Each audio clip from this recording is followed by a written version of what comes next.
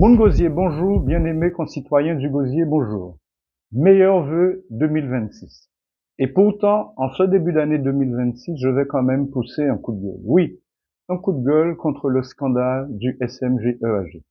En effet, 60 millions de déficits cumulés en 2025 pour ce syndicat de l'eau, pendant que des familles guadeloupéennes et des familles gosiériennes souffrent pour la énième année de l'absence d'eau potable dans leur robinet.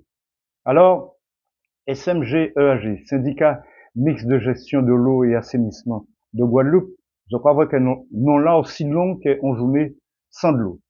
Devant un tel désastre, Moun Gosier a décidé et a pris ses responsabilités. En effet, nous avons interpellé le gouvernement sur la responsabilité de l'État dans la gestion de l'eau potable. Et le gouvernement, le Premier ministre, nous a donné une réponse officielle. 3 semaines plus tard, le préfet reprend la main. Pourquoi? Parce que le déficit est insoutenable. 60 millions d'euros de déficit cumulé. Le préfet reprend le pouvoir au sein du syndicat. Et parce que la Chambre régionale des comptes confirme l'échec total de la gouvernance locale, c'est-à-dire l'échec total des élus au sein de ce syndicat. Alors, le résultat, le syndicat de l'eau est sous tutelle et les élus ont perdu leur autonomie financière.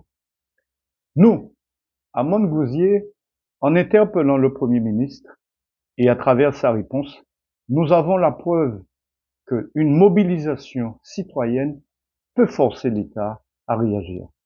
Montgausier a donc tiré la sonnette d'alarme, l'État nous répond, et j'en profite pour remercier le Premier ministre pour ses réponses claires et sérieuses.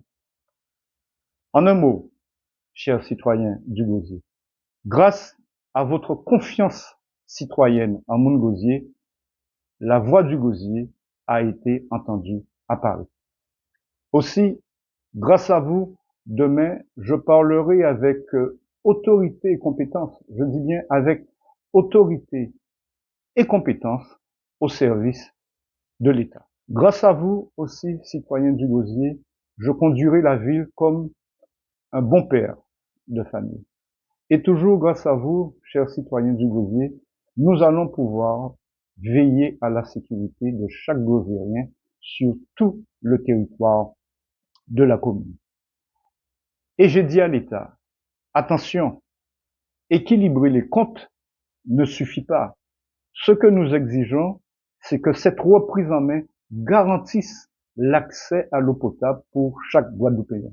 Car l'eau potable est un droit fondamental. Chaque goutte d'eau est un droit et non un déficit. L'État est donc là pour construire et les collectivités pour gérer ce bien public.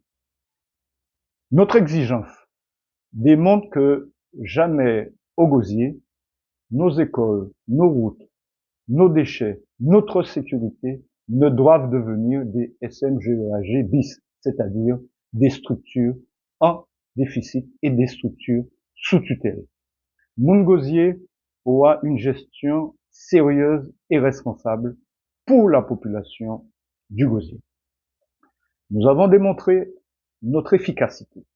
Nous avons démontré notre sérieux, notre détermination et notre stratégie de travail en équipe. Nous avons transformé une indignation sur la crise de l'eau en action et l'action en résultat.